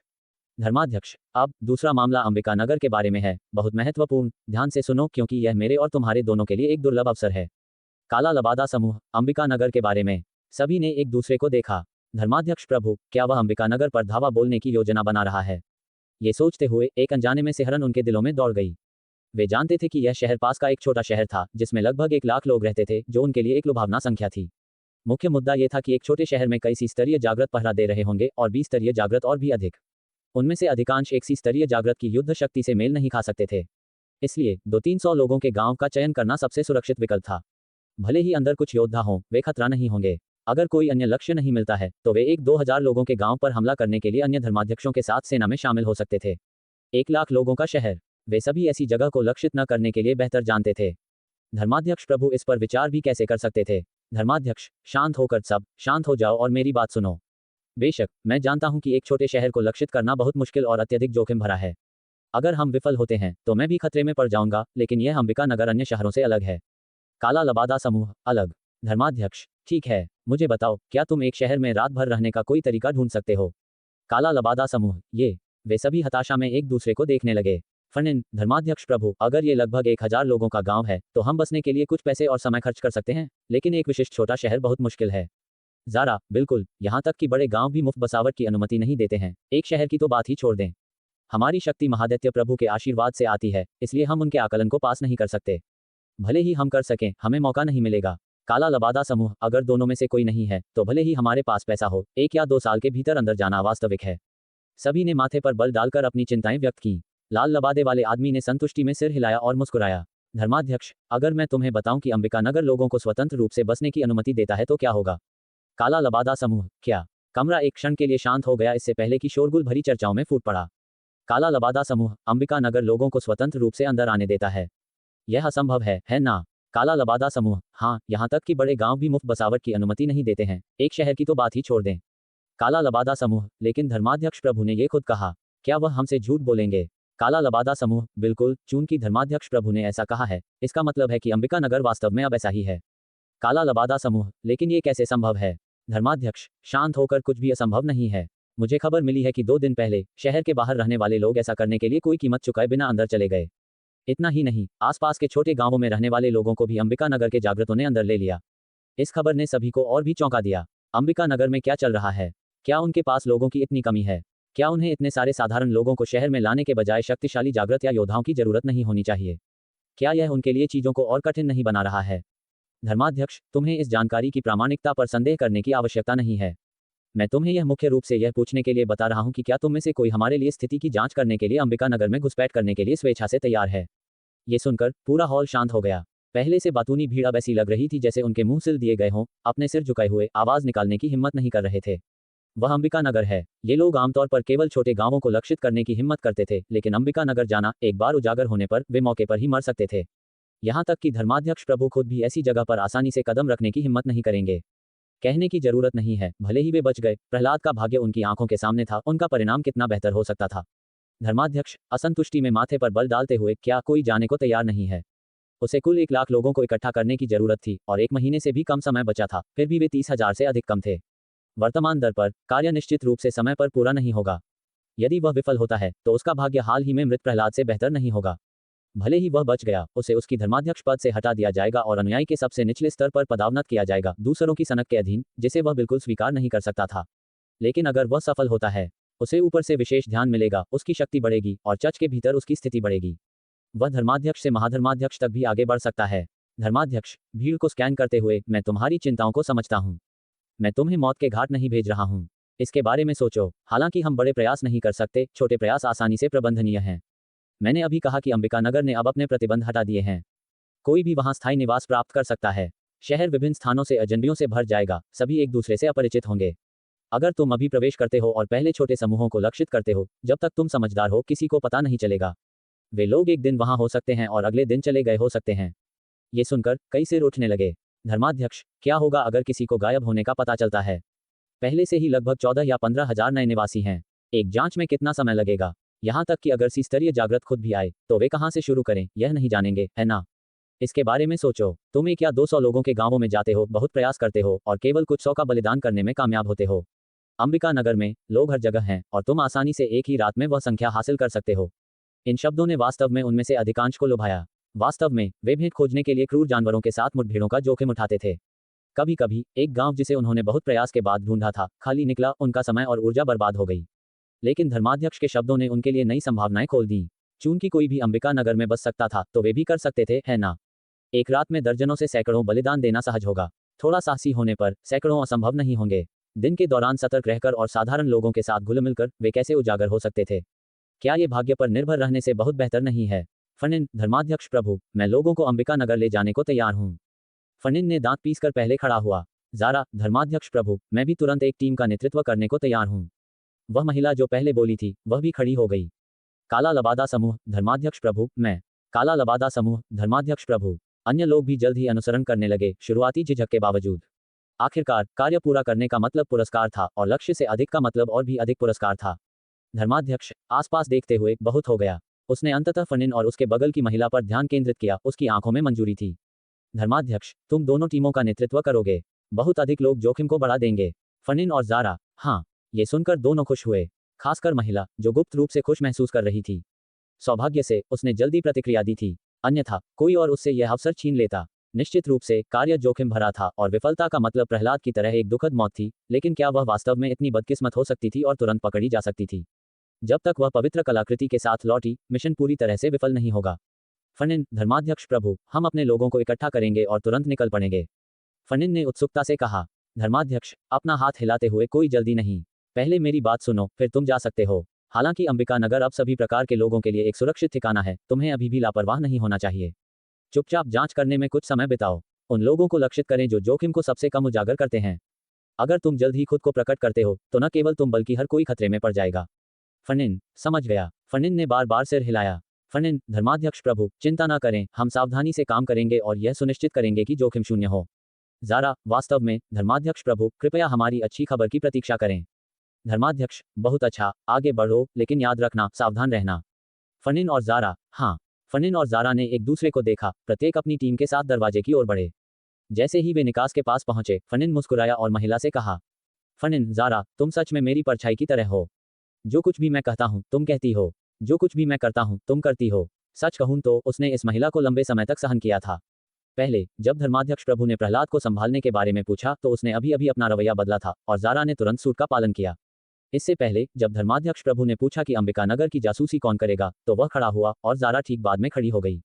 आमतौर पर यह क्षम्य हो सकता है, लेकिन इस मिशन के लिए जितने अधिक लोग शामिल होंगे, उजागर होने का जोखिम उतना ही अधिक होगा। इसके अलावा वे प्रतिस्पर्धी थे। ज़ारा, तुम ज्यादा सोच रहे हो। ज़ारा ने उसे घूर कर देखा। फनिन, क्या ऐसा है? फनिन की आंखें गुस्से से भड़क उठीं। जैसे ही वे निकास के पास पहुंचे, वह मुड़ा और कहा, फनिन, ज़ारा, मुझे उम्मीद है कि तुम अंबिका नगर पहुंचने पर मुझे नीचे नहीं खींचोगी। अगर तुम पकड़ी जाती हो, तो अपनी जान खत्म करना सबसे अच्छा है। मुझे ढूंढने मत आना। धर्माध्यक्ष प्रभु तुम्हें नहीं बख्शेंगे और न ही मैं। ज़ारा, अपनी चिंता करो कि तुम पकड़े जाओगे या नहीं। ज़ारा ने पलटवार किया, पीछे मुड़े बिना चली गई। फनिन, तिरस्कारपूर्वक सूंघते हुए खम्मा। फनिन भी अपनी टीम के साथ निकास से गायब हो गया। विला के अंदर पार्थ ने जागृत संघ मॉल में खेती तकनीक अनुभाग खोला। पहली चीज जिसने उसकी आंख को पकड़ा वह एक मार्शल आर्ट थी जिसकी कीमत 250,000 अंक थी। पवित्र हृदय तकनीक अधूरी सर्वोच्च मार्शल आर्ट, कीमत 250,000 अंक। हालांकि यह एक सर्वोच्च मार्शल आर्ट है, इसमें दिव्य दानव मार्शल आर्ट की शक्ति है, जिसमें कई भयानक हमले हृदय विधियां शामिल हैं, जैसे पवित्र हृदय 4 चरम, पवित्र हृदय के 4 क्लेश आदि। उच्चतम क्षेत्र में खेती करने से एक अद्वितीय गुप्त तकनीक का उपयोग करने की अनुमति मिलती है। साथ उस चरम क्षेत्र जो शरीर को कणों में बदल सकता है, किसी भी समय कहीं भी पुनर्संयोजन के लिए तैयार है। कहा जाता है कि यह खेती तकनीक अपने धारक को अमरता, यहां तक कि पुनरुत्थान भी प्रदान कर सकती है। दुर्भाग्य से अधिकांश तकनीकें और हृदय विधियां युगों से खो गई हैं। सागर आलिंगन पवित्र हृदय मंत्र, शीत स्वर्ग चरम और गहन हिम चरम पवित्र हृदय 4 चरम से, और चौंकाने वाली टकटकी क्लेश पवित्र हृदय के 4 क्लेश से को छोड़कर खरीदारों को तैयार रहने की सलाह दी जाती है। ध्यान दें, पवित्र हृदय तकनीक को उच्चतम क्षेत्र में खेती करने के लिए उपयोगकर्ता के शरीर के भीतर फीनिक्स रक्त होना चाहिए। पढ़ने के बाद पार्थ ने गहरी सांस ली। उसकी नजर शीर्ष पर सर्वोच्च मार्शल आर्ट शब्दों पर पड़ी। तो सर्वोच्च मार्शल आर्ट के ऊपर ये हैं, और सर्वोच्च मार्शल आर्ट के ऊपर पार्थ की नजर दिव्य दानव मार्शल आर्ट शब्दों पर नीचे चली गई। किस तरह की मार्शल आर्ट को दिव्य दानव मार्शल आर्ट कहा जा सकता है? पार्थ, मुझे आश्चर्य है कि दिव्य दानव मार्शल आर्ट खरीदने के अधिकार को अनलॉक करने के लिए कितने अंकों की आवश्यकता है, लेकिन अनलॉक करने के बाद भी यह एक अच्छी बात नहीं हो सकती है। पार्थ ने विचार किया। उदाहरण के लिए, उसके सामने पवित्र हृदय तकनीक को देखो। केवल इसकी अपूर्णता की सीमा ही भयानक है। इसे पूरा करना निश्चित रूप से आसान नहीं होगा। भले ही वह एक और अधिक शक्तिशाली दिव्य दानव मार्शल आर्ट प्राप्त करे, तो क्या फायदा होगा? यह ऐसा नहीं है कि यह पूरी है, वह इसे मिलते ही खेती नहीं कर सकता। जहां तक कि क्या यह पूरा होगा या नहीं, बस इसके बारे में सोचने से यह स्पष्ट हो जाता है कि यह असंभव है। उसकी नज़र पवित्र हृदय तकनीक पर लौट आई। इस मार्शल आर्ट की ताकत निर्विवाद है। यदि संभव हो, तो वह इसे तुरंत खरीदना चाहेगा और इसे पूरा करने के लिए सभी तरीकों की कोशिश करेगा। दुर्भाग्य से उसके पास पर्याप्त अंक नहीं थे। इसके अलावा अंत में एक छोटी सी पंक्ति थी जिसमें कहा गया था कि उच्चतम क्षेत्र में खेती करने के लिए कृषक के शरीर के भीतर फीनिक्स रक्त होना चाहिए। इससे पार्थ को थोड़ी बेचैनी महसूस हुई। फीनिक्स रक्त, वह ऐसी चीज कहां पाएगा? एक फीनिक्स के समान एक क्रूर जानवर ढूंढना, फीनिक्स रक्त के प्रतिस्थापन के रूप में उसके रक्त का उपयोग करना। पार्थ, सिर हिलाते हुए, यह संभव लगता है। वास्तव में उसके दिल में एक स्पष्ट संदेह था। वह सीधे अंक जोड़ना था। जब तक उसके पास पर्याप्त अनुभव अंक थे, शायद फीनिक्स रक्त के बिना भी वह कौशल स्तर को पूर्णता क्षेत्र तक बढ़ा सकता था। पार्थ, कोई जल्दी नहीं है। जब मेरे पास पर्याप्त अंक होंगे तो विचार करने में देर नहीं होगी। पार्थ ने नीचे पढ़ना जारी रखा। 10 सहस्त्र तलवारें संप्रदाय की ओर अधूरी सर्वोच्च मार्शल आर्ट, कीमत 200,000 अंक। 10 सहस्त्र तलवारें संप्रदाय की ओर तलवारबाजी का उच्चतम क्षेत्र कहा जाता है। एक बार निष्पादित होने पर 10,000 तलवारें अपने संप्रदाय में अपने स्वामी के सेवकों की तरह लौट आती हैं, एक देवता की पूजा करने की तरह। ये तलवार तकनीक एक बार चाल जारी होने पर शरीर से एक बेजोड़ भयंकर तलवार शक्ति निकलती है, शक्तिशाली क्यूई फैलती है और अनगिनत तेज तलवारें तूफान की तरह घूमती हैं, राजसी और शानदार। ये हमला शुरू करने के लिए 10,000 तलवारों को भी नियंत्रित कर सकता है। श्याम कछुआ सत्य कौशल अधूरी सर्वोच्च मार्शल आर्ट, कीमत 200,000 अंक। ये 10 मजबूत मार्शल योद्धाओं के 10 मजबूत मार्शल 2 के विलय से बनाई गई एक मार्शल आर्ट है। 10 मजबूत मार्शल 2 में शामिल हैं बेजोड़ कृपाण तकनीक, स्वर्ग सवाल भाला तकनीक, आकाशीय नियति तलवार 2, महानजी हलचल नियमावली, बाघ गर्जना कर्मचारी संग्रह, श्याम कछुआ दिव्य हथेली, पहाड़ और सागर मुट्ठी शास्त्र, भयंकर मजबूत पैरचरम, सामंजस्यपूर्ण स्वर्ण उंगली, सशस्त्र अजगर पंजा, ऊर्ध्वाधर चलना बेर फूल नामक चरण तकनीक, गति जल निशान रहित नामक हल्का कौशल। प्रत्येक मार्शल आर्ट एक सर्वोच्च मार्शल आर्ट है। यदि तकनीकों को मिला दिया जाता है तो ये सभी दिशाओं में अजेय रक्षात्मक तकनीक, सभी दिशाओं में हत्या तकनीक, सभी दिशाओं में नष्ट विलोपन तकनीक, गुप्त तकनीक 10 सबसे मजबूत 2 और अंतिम तकनीकें स्वर्ग रहित तलवार बाघ तकनीक, आकाशीय भक्षण सूर्य तोड़ना आश्चर्यजनक शक्ति के साथ सक्षम कर सकता है। इस मार्शल आर्ट की बहुत उच्च ऊपरी सीमा है। जब इसे चरम पर खेती की जाती है तो ये दिव्य दानव मार्शल आर्ट से कम शक्तिशाली नहीं है। करुणा तलवार नियमावली अधूरी सर्वोच्च मार्शल आर्ट, कीमत 150,000 अंक। हालांकि यह एक सर्वोच्च मार्शल आर्ट है, इसमें गहरे अर्थ हैं। नियमावली में 13 अध्याय शामिल हैं जो 3 प्रमुख क्षेत्रों में विभाजित हैं, टेलीपैथी से तलवार हृदय स्पष्टता तक और फिर मृत्यु द्वार तक। कहा जाता है कि मृत्यु द्वार के ऊपर चौथा क्षेत्र है। यदि कोई इसके माध्यम से झलक सकता है तो शून्य को तोड़ने का मौका है। ये देखकर पार्थ और भी हैरान हो गया। हालांकि वह एक कृपाण का उपयोग करने का आदी था, 10 सहस्त्र तलवारें संप्रदाय की ओर के वर्णन ने उसके दिल को बहुत हिला दिया। लेकिन उसकी मूल तलवार तकनीक का स्तर बहुत कम था। अगर वह वास्तव में इसे सीखता है तो खपत किए गए अनुभव अंक शायद कृपाण मार्शल आर्ट से कहीं अधिक होंगे। पार्थ सोचते हुए, इंतजार करो जब तक अंक पर्याप्त न हो और अनुभव अंकों का बहुत अंतर न हो, तब मैं इसे सीखूंगा। अधिक कौशल कोई नुकसान नहीं करते। इसके अलावा भविष्य में अगर वह एक और व्यक्तित्व बनाना चाहता था तो तलवारबाजी का उपयोग अधिक गोपनीयता प्रदान करेगा। अगला, श्याम कछुआ सत्य कौशल। पार्थ ने गहरी सांस ली, कुछ ऐसा जिसकी उसने इच्छा की थी। जैसा कि वर्णित है, 10 मजबूत मार्शल 2 में से कोई भी अकेला विशेष रूप से मजबूत नहीं है, लेकिन संयुक्त होने पर यह अविश्वसनीय रूप से प्रभावशाली है। रिकॉर्ड किए गए अंतिम तकनीकों सहित जो इस मार्शल आर्ट में शामिल नहीं है। इसलिए ऊपरी सीमा बहुत अधिक है। लेकिन इसने एक समस्या भी पैदा की, यानी पूरा करने की कठिनाई बहुत बढ़ गई। 10 मजबूत मार्शल 2 में से 5 मुट्ठी और लात शामिल हैं जो उसे परेशान नहीं करते हैं, लेकिन अन्य 5 जैसे बेजोड़ कृपाण तकनीक, स्वर्ग सवाल भाला तकनीक, आकाशीय नियति तलवार 2, महानजी हलचल नियमावली, बाघ गर्जना कर्मचारी संग्रह उसके पास दिखाने के लिए केवल एक कृपाण तकनीक थी। श्याम कछुआ सत्य कौशल का अनुमान लगाने के लिए उसे पहले शीर्ष स्तरीय हथियार मार्शल आर्ट से इन 5 हथियार मार्शल आर्ट का अनुमान लगाना होगा। इन अधूरी गुप्त नियमावलियों के साथ भी इसके लिए अभी भी काफी प्रयास की आवश्यकता होगी। पार्थ ने कृपालु मुस्कान दी। पहले वह 10 सहस्त्र तलवारें संप्रदाय की ओर की खेती करने के लिए संघर्ष कर रहा था, लेकिन अब ये पूरी तरह से अनावश्यक लग रहा था। अगर वह श्याम कछुआ सत्य कौशल को पूरा कर सकता था तो 10 सहस्त्र तलवारें संप्रदाय की ओर बिल्कुल भी समस्या नहीं होगी। तीसरा, करुणा तलवार नियमावली। शक्ति के मामले में ये निश्चित रूप से 10 सहस्त्र तलवारें संप्रदाय की ओर से तुलना नहीं कर सकता था। आखिरकार इसे खरीदने के लिए केवल 150,000 अंक खर्च होते थे। लेकिन इसमें निहित गहरे अर्थ और शून्य को तोड़ना शब्दों ने उसकी रुचि को बढ़ाया। पार्थ बड़बड़ाते हुए, भले ही यह वास्तव में शून्य को तोड़ सकता है, क्या इसे चौथे क्षेत्र तक पूरा किया जा सकता है? ये संदिग्ध है। उसने पढ़ना जारी रखा। ऊपर की तकनीकें उत्कृष्ट थीं, लेकिन दुर्भाग्य से वह अपने वर्तमान अंकों के साथ उन्हें खरीद नहीं सकता था। भले ही वह उन्हें खरीद सकता था, उन्हें पूरा करना रातों रात का काम नहीं होगा। त्रिभाग लौटता सार क्यूई अधूरी सर्वोच्च मार्शल आर्ट, कीमत 150,000 अंक। यह आकाशीय ठंड मुट्ठी की शीतहीन आंतरिक शक्ति, बादल फैलाव हथेली की भयंकरता और पवन देव पैर की लंबी पहुंच को जोड़ती है। 3 अंतिम तकनीकों के सार से व्युत्पन्न 3 की एकता में विलीन हो जाती है। अपार शक्ति के साथ विरोध करना कठिन है और एक सुरक्षात्मक ढाल बना सकता है जो दिव्य हथियारों और तेज उपकरणों के लिए अभेद्य है। नगर पलट प्रेम अधूरी सर्वोच्च मार्शल आर्ट, कीमत 150,000 अंक। हालांकि यह एक सर्वोच्च मार्शल आर्ट है, इसकी शक्ति सर्वोच्च मार्शल आर्ट की प्रतिद्वंद्वी है। ये तलवार कला टेलीपैथी के साथ सच्चे प्रेमियों की एक जोड़ी के साथ ही यिन यांग बेजोड़ तलवार को प्रदर्शन करने की आवश्यकता है।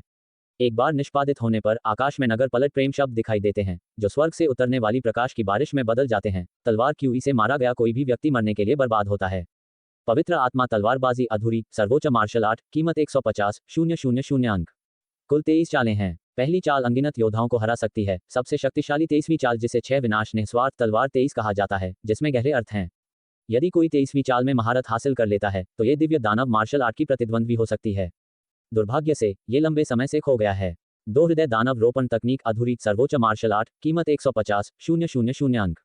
दिव्य दानव मार्शल आर्ट में आकाशीय दानव रणनीति से एक स्क्रॉल।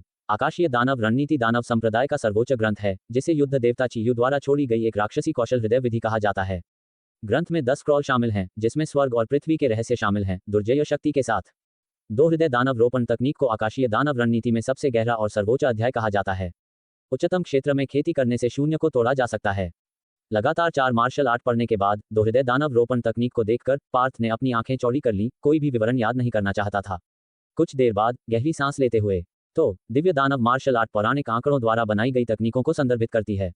फिर जिस सम्राट की क्यूई अवलोकन कौशल को मैं अभी पूरा कर रहा हूं, उसे भी एक दिव्य दानव मार्शल आर्ट माना जा सकता है। लेकिन विवरण से ये केवल एक सर्वोच्च मार्शल आर्ट लगता है, सर्वोच्च मार्शल आर्ट तक भी नहीं पहुंचता। पार्थ विचारते हुए, शायद सम्राट की क्यूई अवलोकन कौशल की युद्ध शक्ति केवल साधारण है, इसलिए इसे एक सर्वोच्च मार्शल आर्ट माना जाता है। उदाहरण के लिए, आकाशीय दानव रणनीति विवरण में स्वर्ग और पृथ्वी के रहस्य शामिल हैं, पृथ्वी टूटने वाली शक्ति के साथ। सम्राट की क्यूई अवलोकन कौशल में ऐसी भव्यता नहीं है। उसकी नज़र दो हृदय दानव रोपण तकनीक पर वापस चली गई। त्रिभाग लौत्तासार क्यूई, इस मार्शल आर्ट ने उसे बहुत मोहित किया। विवरण से आकाशीय ठंड मुट्ठी, बादल फैलाव हथेली और पवन देव पैर को इकट्ठा करने से पूरा होने की अनुमति मिलनी चाहिए। उसने पहले खरीदी गई मुट्ठी और लात मार्शल आर्ट को याद किया जिसमें ये तीनों शामिल नहीं थे। स्पष्ट रूप से वे सर्वोच्च मार्शल आर्ट हैं। पार्थ परेशान महसूस करते हुए, इसे खरीदने के लिए कई 100,000 अंक खर्च हो सकते हैं। आगे नगर पलट प्रेम, यहाँ तक कि एक कुत्ता भी अपना सिर हिलाएगा। क्या तुम मजाक कर रहे हो? इस मार्शल आर्ट का उपयोग करने की शर्तें बहुत कठोर हैं। इसमें न केवल सच्चे प्रेमियों की एक जोड़ी की आवश्यकता होती है, बल्कि 2 तलवारों की भी। वह उन 2 तलवारों को कहाँ पाएगा? क्या 10 सहस्त्र तलवारें संप्रदाय की ओर सीखना बेहतर नहीं होगा?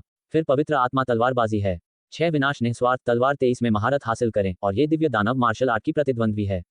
बेशक ये जानते हुए कि 23वीं चाल को पूरा करना अविश्वसनीय रूप से कठिन है, इसमें उपयोग की शर्तें भी हो सकती हैं। आखिरकार ये सिर्फ एक सर्वोच्च मार्शल आर्ट है जिसकी सीमाएं वहां रखी गई हैं। भले ही इसकी शक्ति दिव्य दानव मार्शल आर्ट की प्रतिद्वंद्वी हो, लेकिन दिव्य दानव मार्शल आर्ट सिर्फ शक्तिशाली नहीं है। पार्थ ने पढ़ना जारी रखा। अप्रत्याशित रूप से पहली चीज जो उसने देखी वह एक बहुत ही परिचित मार्शल आर्ट थी। अमर स्वर्ण काया अधूरी सर्वोच्च मार्शल आर्ट कीमत 100,000 अंक। एक बार इस मार्शल आर्ट को निष्पादित करने पर शरीर के बाहर एक सुरक्षात्मक गिरोह क्यूई बन जाता है, जिससे ये किसी भी हथियार, यहां तक कि दिव्य हथियारों के लिए भी अभेद्य हो जाता है। 10 सहस्त्र तलवारें संप्रदाय की ओर भी इसके खिलाफ कुछ नहीं कर सकती। दुर्भाग्य से इसमें एक खेती द्वार है। यदि खेती द्वार टूट जाता है तो अमर स्वर्ण काया टूट जाएगी। पार्थ चकित था। पहली नजर में यह मार्शल आर्ट कमजोर लग रही थी, एक खेती द्वार के साथ उसके वज्र विनाशी दिव्य कौशल के अतुलनीय। लेकिन करीब से सोचने पर ऐसा नहीं था। तो दोस्तों, ये था आज का सफ़र जेएस नोवेल वर्ल्ड के साथ, जहाँ हर कहानी में होता है ट्विस्ट और थोड़ी सी मस्ती। अगर आपको मज़ा आया हो तो लाइक, शेयर और सब्सक्राइब करना ना भूलें। मिलते हैं अगले एपिसोड में। तब तक बने रहिए जेएस नोवेल वर्ल्ड के अद्भुत दुनिया के साथ।